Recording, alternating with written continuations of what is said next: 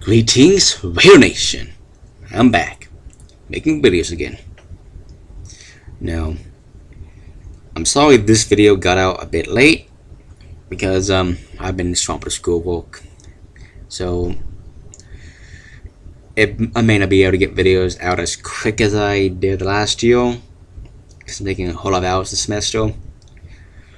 But there'll always, at the very least, be a post-game video. I don't plan on missing any pre-game videos, but the day of release there may be a bit more jabbered. As you're seeing it now, I'm releasing this about 24 hours or so before the actual game. But anyway, we've had a pretty interesting off-season. I mean, for starters, we had one of our big all-star freshman recruits, Nigel Bethel II, get into a tussle with one of our women's basketball players in a I don't know the word I'm looking for. I think amateur basketball thing. That's for funsies. They all just having a fun time playing basketball and got to a scuffle, which at first ended him getting kicked off the team before the grand jury found him cleared of all charges, and he only got I believe a 3-game suspension. So that's extremely good for us. I'm glad that we didn't lose a top recruit because of something stupid. And we're keeping the same defensive coordinator for the second year in a row. I think the last time we've had the same defensive coordinator of 2 years was back in 2009. So hopefully keeping old Matt Waddle's dead. I'm bad pronouncing names. Maybe haven't tell by now. That was kind of a funny way to word that sentence, but anyway, hopefully now keeping him, we are able to get our defense in the same formation, in the same pack, because I pretty much am willing to bet that the constant shoved at defense is what has been causing all of our problems the past couple years, especially at the poorest defensive line and not being able to block the one wolf shit. But hopefully now, having the same set 2 years straight, we can actually manage now. As I can pretty much tell that learning a new formation every single year is not a fun thing, especially with the seniors. But now, having the same set twice, I'm willing to see more improvements this season than in previous seasons. I always say that, and I've been proven wrong so far, to some degrees. But let's hope I don't end up eating my words yet again. Let's hope that even though we lost a lot of our defensive guys, I mean, we lost Will Smith at linebacker, Trey Porter, and a couple of other guys. Corey Heido and Dalton Bush. I mean, we lost a lot of our big guys. But hopefully with the junior college recruit that's coming in that Cliff got in the offseason, in particular Robertson, I think it's Robertson going to be on the offense. Robertson could be on the defensive line, and that other one, what's his name again? Levy, got to be on the offensive line. I think that's how he's doing it. I'm not for sure, but I think no, one side or the other. And we also have, albeit they're not starters last season, but they still know the formation we practice in, so it's not like we're getting complete new guys in and all freshmen, because that would be a nightmare on defense. And not to mention that, playing as earlier, Nigel, yeah, he is one of the all-star cornerbacks who's a freshman we got, and really glad we got him, because we're going to need a solid defense if we really want to do anything in this conference this year. I mean, Baylor's still kicking ass, OU's fucking OU, so let's hope this defense can protect us and do its job. Now, on offense, I'm sure everyone here knows about our quarterback situation now, but for those who don't, Davis Webb is going to be our starting quarterback this year, after being a true freshman last year. With our other quarterbacks, we had a I can't pronounce the words. Let me slow down and say them.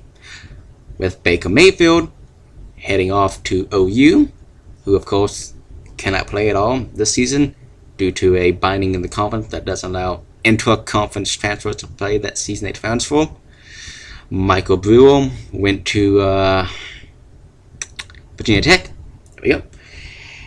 And we lost a third-year sophomore to Bowling Green, who was way down the line on backup, and his name was what was his name?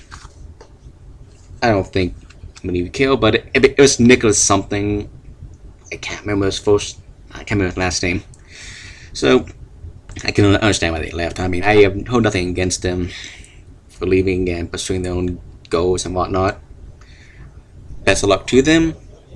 But even them gone, we end up getting a pretty good freshman in, from the looks of things, with Patrick Mahomes. I believe that's his name. Yep, Patrick Mahomes.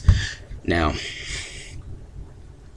from what he's done in the preseason, at the practice squad, he has done some pretty impressive feats so far with 5 touchdowns against our, I think it was the B team.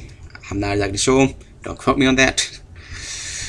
So, even though we lost some pretty good potential backups, we still have a great one coming in case anything goes wrong with Davis Webb, which I don't see it. I mean, yes, he was a bit shaky during his freshman year last year, but that's just to be typical of freshmen in general. And I think with 2 years of Cliff Kingsbury, I think he's going to be a bit more firmly grounded and be what we will need to have in order to win the conference. Because to win the Big 12, of course, the offense is the most important part of it. And I don't foresee anything happening to him at all. I don't foresee him being as shaky as he got at times last season.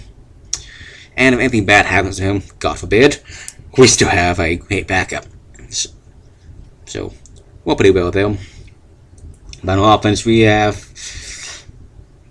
lost some of our big guys. I mean, most notably, we lost Jason Mall at tight end, and that's going to be something interesting to watch out for, because I don't know exactly what's happened out of him gone, because he was a monster. He was our secret weapon.